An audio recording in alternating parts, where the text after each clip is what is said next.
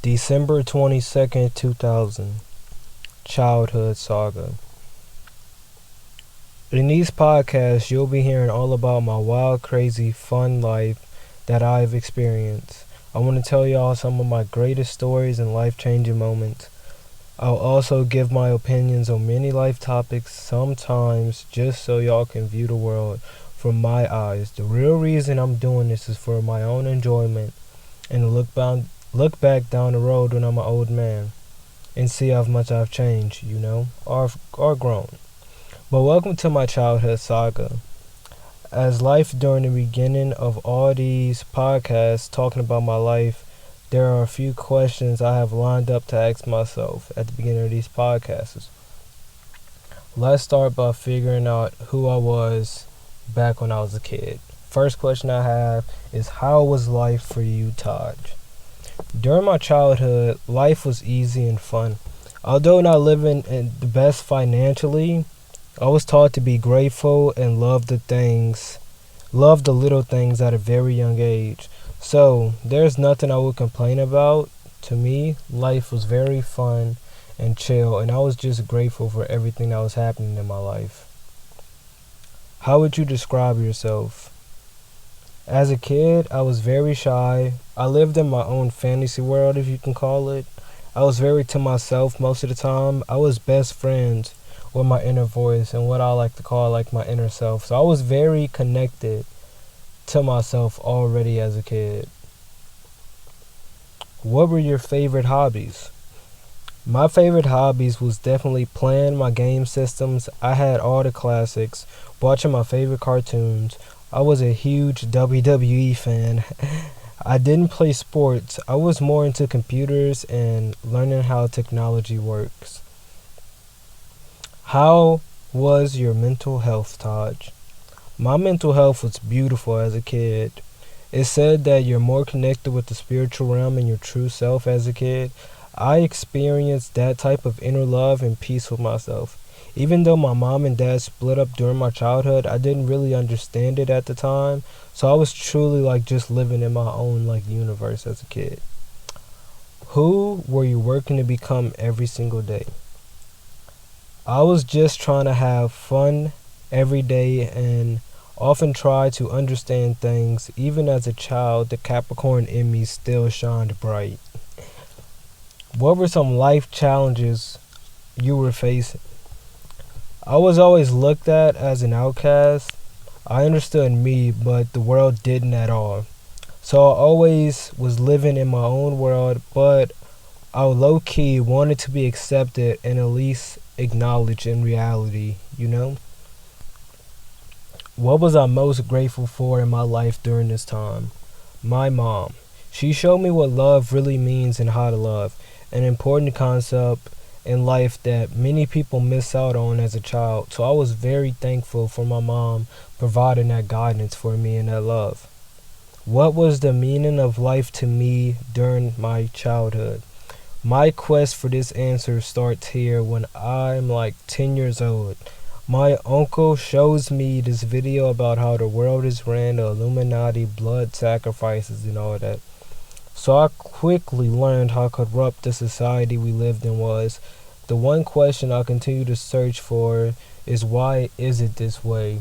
And you know how during all our childhood, I don't know if people like did this as teens, but I know I started off as a young kid searching up like Illuminati and all that. I feel like everybody went through that little Illuminati conspiracy stage.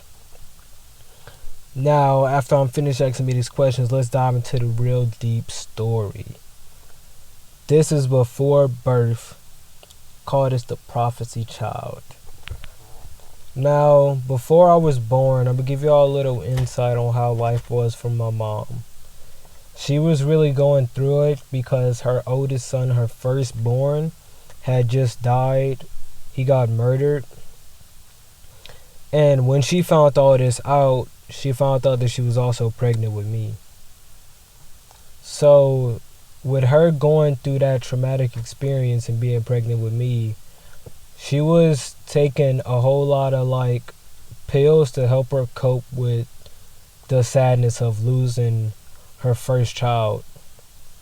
And she told me that if it wasn't for me, she would have probably been hooked and addicted on those pills. And also, before I was born, my mom, she's very like religious. Like, she goes to church a lot.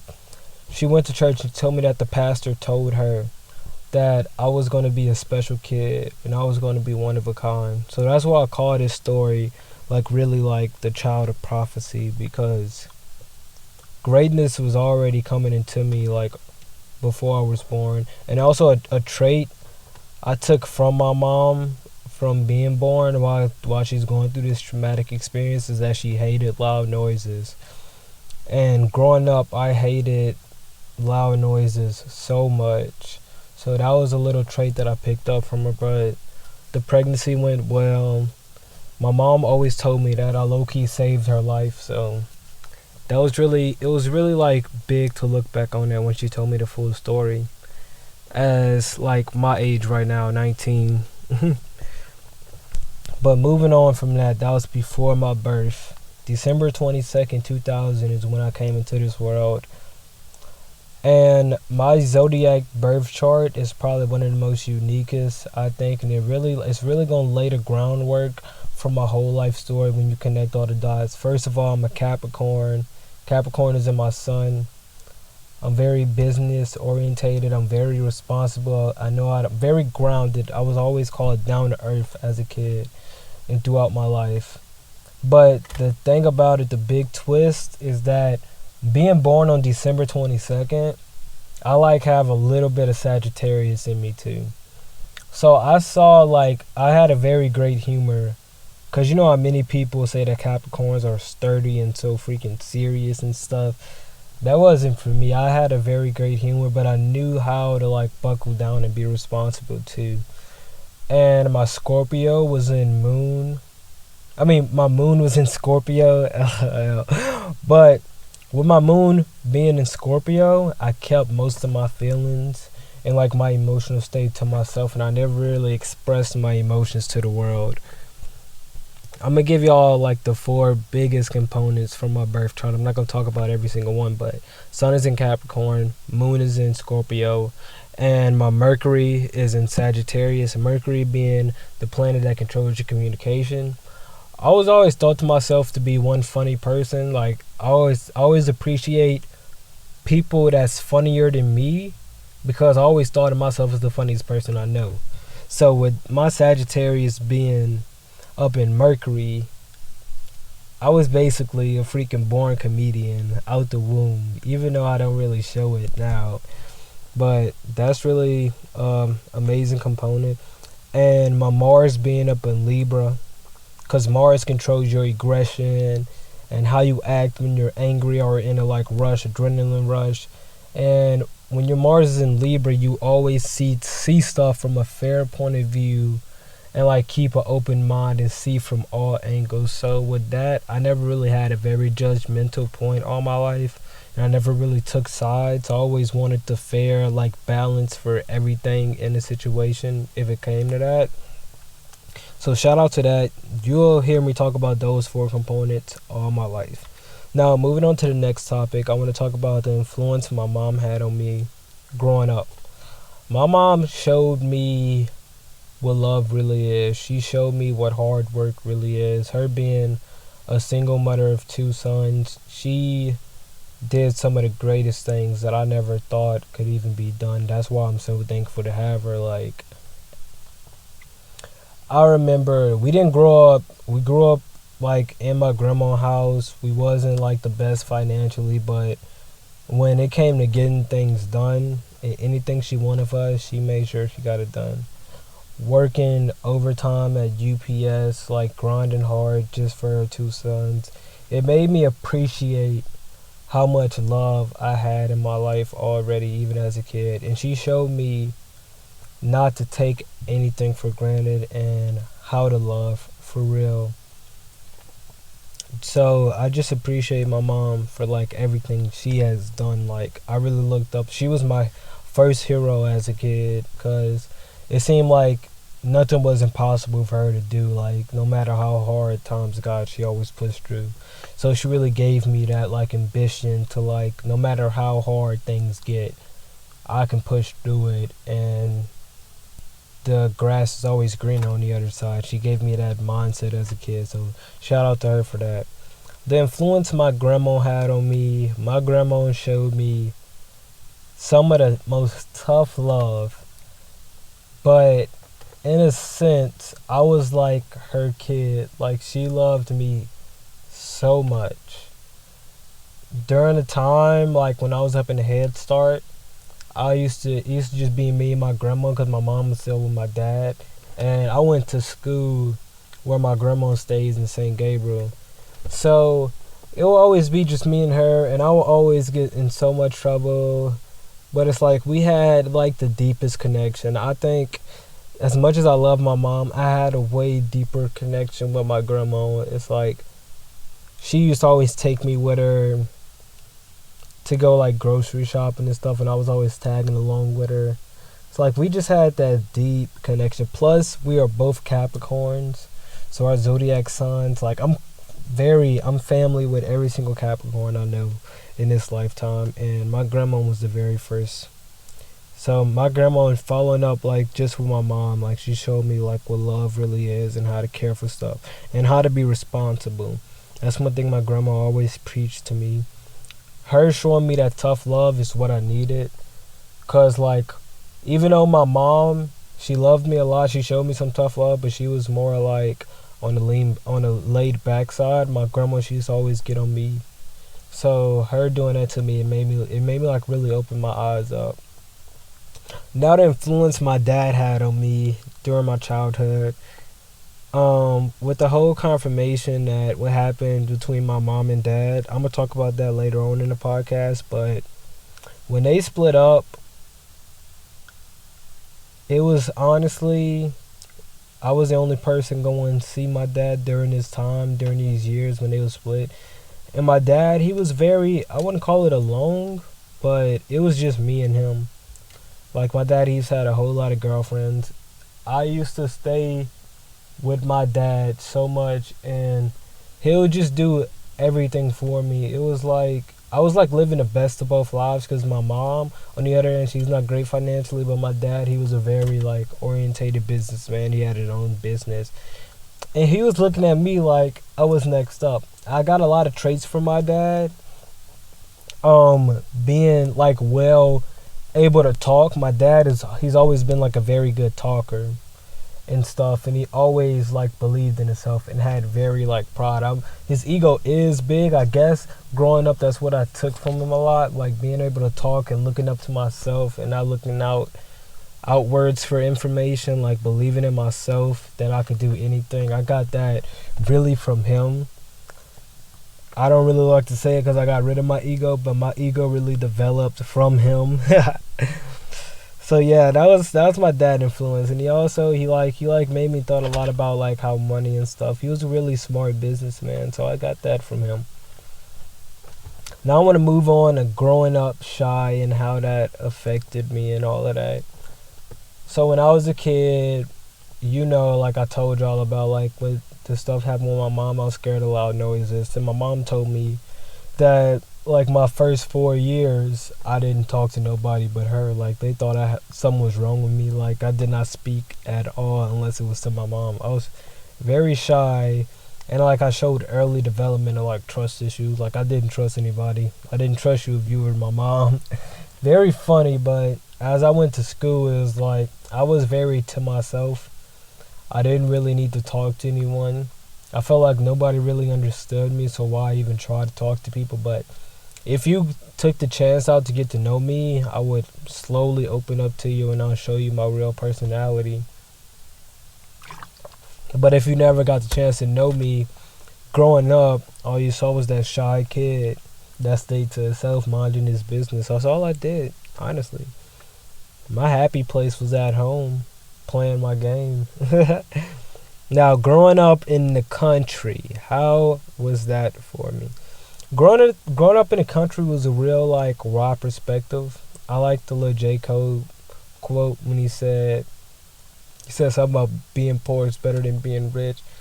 And I really adored that because I'd rather grow up where I grew up than grow up on like that rich side of life, like growing up in California. Because growing up in the country really made me see like all sides of life and how everything is and stuff. Like I could walk down the road and see people poorer than me, and that like really like opened my eyes up to how life really is for everybody. Plus, I met some of my greatest friends. I still stay in the same house that I grew up in. So just going outside and playing with kids and everything, going to the park, it was beautiful, you know. Growing up in the country was really amazing, and I wouldn't change a thing about growing up here where I grew up at. I loved it. Now I want to move on talking about meeting my two best friends as a kid, LaMarcus Jones and Kendall Brown. These were two people that influenced me a lot to do better as a kid. Because one thing about growing up in St. Gabriel where I grew up at, it's like down here, everybody gets caught up in the same cycle. You know, like how every hood and country is, like the same people grow up here. They don't go achieve nothing. They just resonate where they're at.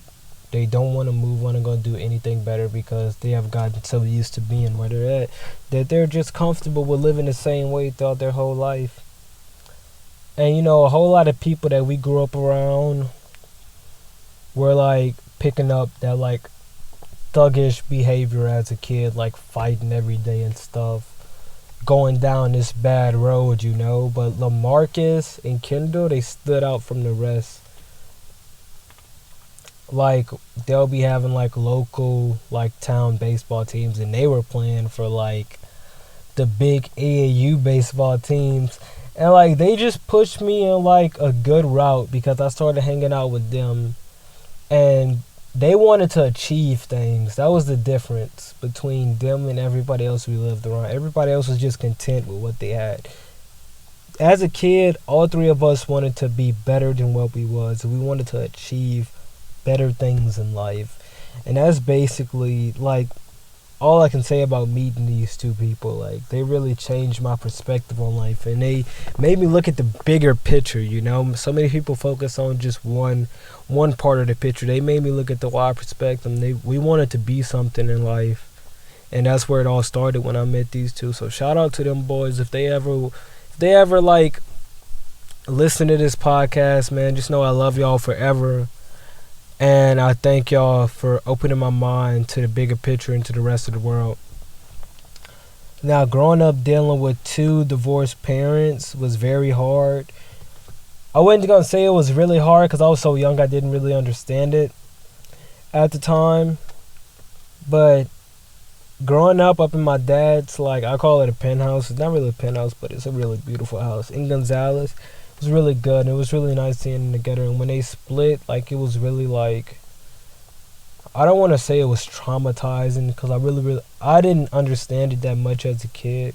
I was just like, dang, like, we're living with my grandma now, and every weekend, like, if we want to, we can get to go see our dad. And it was just like, if you know how it is growing up with divorced parents, you know what I'm talking about. Like, it's like you having two different lives almost with two different experiences. But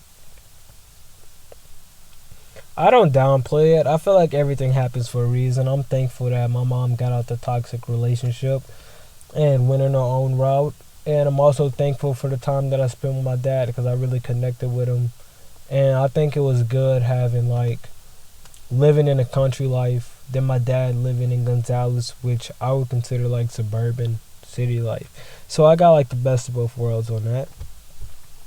Now, the next topic I want to move on to is my love for my first PlayStation 2. Now, as a kid, I was very into technology from a young age, and the very first game that I got was my PlayStation 2. I'll never forget. I was up in Houston, Texas, up in one of my family's like house get-togethers, and I think it was around Christmas. And my mom showed me, she got me like this PlayStation 2, and I was so happy, bro. So happy about getting, like, if you knew like the epic excitement behind that generational game. Like there was no such thing as PS3, PS4, PS5 yet. The PS2 was it. And me getting my hands on that game, I think I was probably like 6 years old. Once we came in contact with each other, me and that game system, I had a love for game systems ever since, and it will never die. I am a gamer for life. So that really changed me, and it really like made me like I started to appreciate what I really loved and what I wanted to do in life, what I wanted to label myself as. I don't want people to label me. I don't want to label myself as. I was a true gamer as a kid. Now, the next thing I want to talk about is being inspired by my older brother. I do have an older brother. His name is Carrington Stewart, and he's like 2 years older than me. And you know, like as a kid, like how they have like games on the computer and all of that. Well, I was so young, and I was always hanging around my older cousins.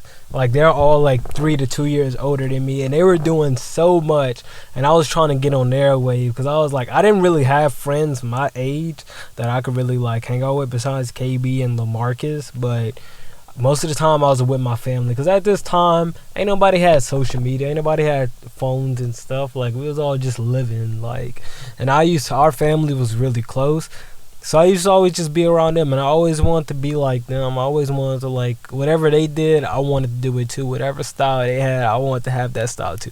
I got influenced by my older cousins and my older brother a lot. And I remember one time my older brother became popular at school, and I was like, man, like I want to be like him one day. I really had a desire to be the popular kid at school. It was very crazy, but yeah, that's how my older brother influenced me. He like made me want to like be something to like everybody, like show off my personality, because he was funny, goofy, all the girls loved him. So I was like, man, this dude is lit. I hope one day I could be like him.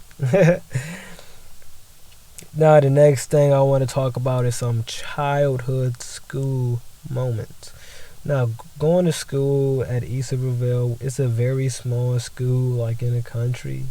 Like compared to like East Ascension, where I went to high school at, they have like 400 people up in like the graduating class. This school, they probably had like around 25 to 40 kids up in like one grade. So it was very small. But my childhood memories at East Riverville were so wild. It was like almost, I remember one time like every day there was having a fight between somebody, and at this point it's like you could have a fight, you would just probably get suspended for one day and you'll be back. So it was really laid back. But I just remember like the only class I really used to like was PE and math. I was excellent as hell at math as a kid in PE, and I freaking hated English. Science was cool. I didn't really care about social studies, and I understand that now because like school is like bullshit. But yeah, bro, just know I think it's something like you have to be there to experience. I saw some wild shit like going freaking East Riverville as a kid, and it follows up with my next topic, like being passive in an aggressive environment. Like going to East Riverville, a whole lot of people would have it aggressive. Like I said, like they were developing this thuggish vibe already, like as little kids, and wanting to fight everybody that they touch. And like I was so passive, like I wasn't no fighter. Like I'm not gonna say I wasn't about that life, because I was, but it's like I didn't care about like if you told me something, I didn't take it to heart or anything. Like I was just a laid back, cool kid that was passive, and everybody knew like just don't mess with him because he's not even gonna do nothing about it. It's like everybody like it's like I respect you if you respect me kind of vibe. And being passive in an aggressive environment really like developed me into the person I am, because like I've been around so many aggressive moments where I could have flashed out or did anything, but growing up passive, it made me like sit back and think about like what am I doing. Like I don't need to like get myself involved in this if it's not gonna benefit me in no way. And that's what I thought about fighting. Like fighting is not, it's like a L for both people. It's like you're not gonna get nothing out of it. but sweet. I mean, besides like some licks and stuff, but it's like, bro, like why fight? Like you're gonna waste your time. This is a funny little memory that I have. It's about me quitting football. Like I told y'all, I wasn't the freaking sports person I am now as a kid. I didn't really look at sports like that. I loved Kobe Bryant. I loved basketball, but I never thought I could play it. And I remember my mom, like, you know, when you're a kid, your parents sign you up for sports and all that stuff. So my mom signed me up for football. I still remember it's the first practice. I'm out there, got my jersey on. I'm out there balling. I was not balling. I was probably crying in the inside because practice was so freaking hard to me. After practice, I literally told my mom, I don't want to come back. I quit. And that was like my retirement from football until high school. When we get to that, I'll tell y'all how that went. I can't wait to talk about it, like later on in life. But as a kid, I was like, I'm cool on sport. I'd rather just like chill inside and play my game. Now, one funny topic that I have, this is a topic I had to talk about, is like my childhood love life. It seemed like every grade up in my childhood, elementary, I found this girl. I was in love with some girl as a kid. I was a lover boy. I'm not gonna stunt. Like kindergarten, even Head Start, I had a girlfriend. Head Start, I had a girlfriend. Kindergarten, I had a girlfriend. First grade, I had a girlfriend. Second grade, I had a girlfriend. I had a girlfriend almost every single year, like from like first to fourth grade, and it was some of the most wildest stuff. I don't even remember how some of those relationships ended. I guess, like, you know, when we're kids, like they end when like school ends, like it's little like school girlfriends. It wasn't deeper than that. As soon as school ends, it's over, and you just go into the next year and you just forget about it. But my childhood love life was funny. Like I always been caught up in so many like love triangles and lover vibes. Like I was a true, I love to spread my love out to people if I really liked you. Now my next topic I want to talk about, this is going to be a sad one for me because my family doesn't do this anymore, but family trips. As a kid, I used to love exploring and going places, and my family used to take so many vacations. Like we went to Disney World, Orlando, we went to Canada, we went to New York, we went so many places, and it was so much fun to be out with the family, just having fun. One thing that I hope I get to enjoy in my adult life, I don't really have a wide variety of friends. I would love like a big friend group to go explore the world with, but I'll go do it by myself. I know I'm going to see the world because going to Canada, like the Niagara Falls as a kid, was freaking amazing, bro. I loved that shit.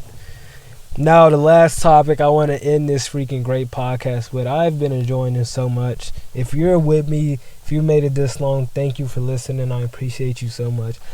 But this is the last topic I want to tell y'all, like how I was seeing life through my eyes as a child. How I was perceiving life is like, wow. It's like that shit is happening. I used to see so much crazy shit as a kid.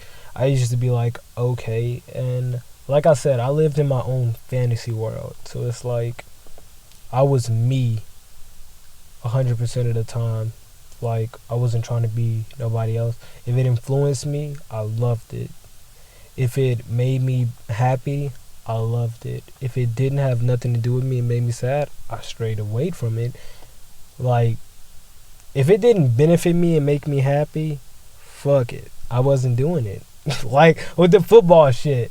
Like football was not it for me, so I just left it, and that's basically how I treated most things in my life as a kid. Like, if it wasn't for me, I wasn't doing it. I loved the hell out of Christmas. Christmas was always the most greatest time of the year. It was always the time I was in my prime, and I felt like I was unbeatable, mostly because my birthday was December 22nd, and 3 days later it's Christmas. So I was like, yes, Christmas. Every single time during this, I like loved it, bro. So life was beautiful and amazing, but it's like I was more to my inner self more than I was expressing myself.